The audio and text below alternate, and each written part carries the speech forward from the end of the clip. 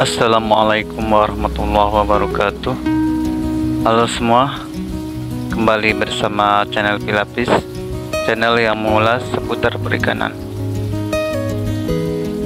Pada video kali ini kita akan membahas cara-cara efektif untuk mengurangi kadar amonia yang tinggi pada kolam ikan nila agar ikan kita tetap sehat dan lingkungan kolam terjaga.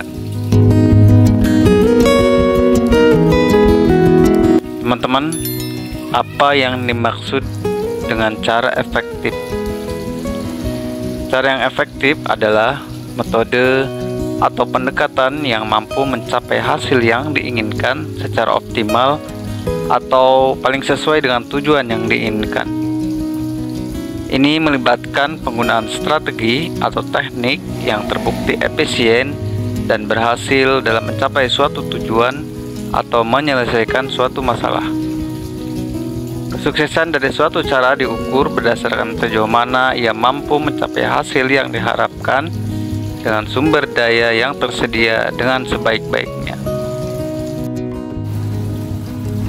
Kemudian, kadar amonia merujuk pada jumlah atau konsentrasi amonia atau NH3 yang terlarut dalam air. Amonia merupakan senyawa kimia yang terbentuk dari limbah organik, sisa pakan, dan kotoran ikan atau organisme akuatik lainnya dalam lingkungan air.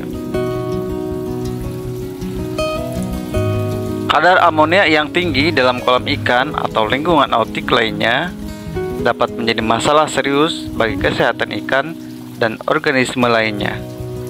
Amonia dalam bentuk ion amonium atau NH4+ maupun amonia terionisasi NH3 dalam air dapat menyebabkan keracunan pada ikan jika kadar amonia melebihi ambang toleransi mereka. Peningkatan kadar amonia dapat disebabkan oleh overfeeding atau pemberian makanan berlebihan, jumlah ikan yang berlebihan dalam kolam, kurangnya sirkulasi atau aerasi air, atau kurangnya perawatan yang memadai terhadap kondisi kolam. Dan berikut adalah cara-cara efektif untuk mengurangi kadar amonia yang tinggi pada kolam ikan nila agar ikan kita tetap sehat dan lingkungan kolam terjaga. Pertama, sirkulasi air. Salah satu langkah penting adalah memastikan sistem sirkulasi air yang baik.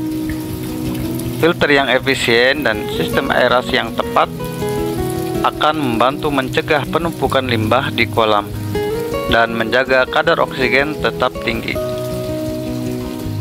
Lakukan pembersihan filter secara rutin atau ketika kondisi filter sudah tidak bisa menampung beban kotoran ikan yang besar.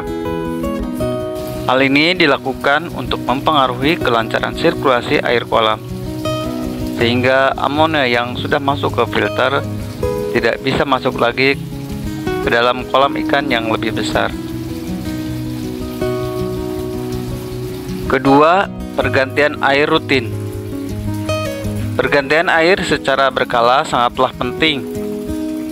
Dengan mengganti sebagian atau bila diperlukan hingga 90% air kolam ikan secara teratur, kita dapat menghilangkan amonia yang terakumulasi di dalamnya, menjaga kualitas air tetap segar bagi ikan, dan oksigenasi ke dalam air pun bisa terlarut dengan bagus sehingga ikan menjadi lebih sehat dan cepat perkembangannya.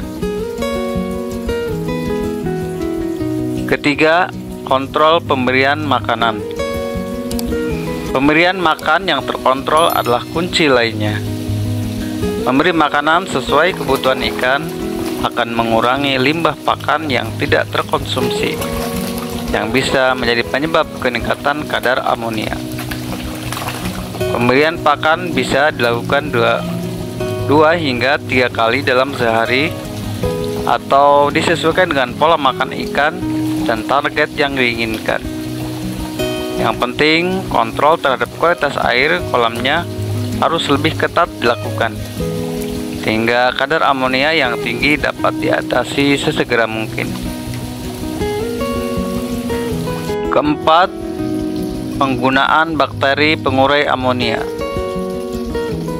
Penggunaan bakteri pengurai amonia dapat menjadi solusi tambahan. Produk-produk dengan kandungan bakteri baik membantu mengurai amonia menjadi senyawa yang lebih aman bagi ikan. Ada beberapa jenis bakteri yang dikenal sebagai bakteri pengurai amonia atau bakteri nitrifikasi lainnya. 1. Nitrosomonas. Bakteri ini oksidasi amonia menjadi nitrit dalam proses yang disebut nitrifikasi pertama. 2. Nitrobakter. Bakteri ini mengubah nitrit yang dihasilkan oleh Nitrosomonas menjadi nitrat dalam proses nitrifikasi kedua. Kedua jenis bakteri ini bekerja bersama-sama dalam siklus nitrogen atau nitrifikasi dalam lingkungan kolam atau akuarium untuk menguraikan amonia menjadi senyawa yang lebih aman bagi ikan, yaitu nitrat. Dan yang terakhir adalah pemantauan rutin kualitas air. Jangan lupa untuk selalu memantau kualitas air secara rutin, ataupun bisa dilakukan dengan berkala dengan melakukan tes parameter seperti pH, kadar amonia, nitrat, nitrit, dan oksigen terlarut.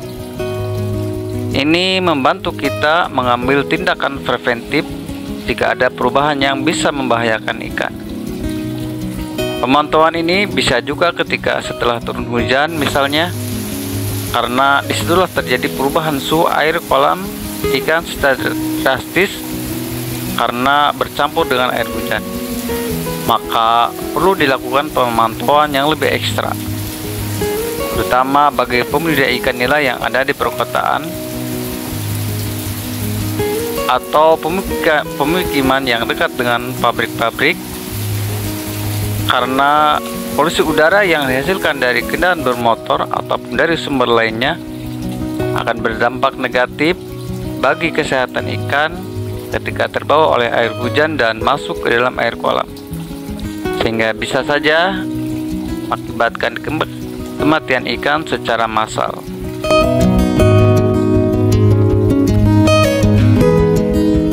Jadi itulah beberapa langkah yang dapat kita lakukan untuk mengurangi kadar amonia pada kolam ikan nila kita. Semoga informasi ini bermanfaat bagi para pembudidaya ikan nila khususnya. Jangan lupa like, komen, dan subscribe-nya ya untuk informasi lebih lanjut. Dan nantikan video-video selanjutnya yang lebih menarik dan tentunya bisa menjadi inspirasi bagi kita semua. Terima kasih sudah menonton. Assalamualaikum warahmatullahi wabarakatuh. Salam perikanan.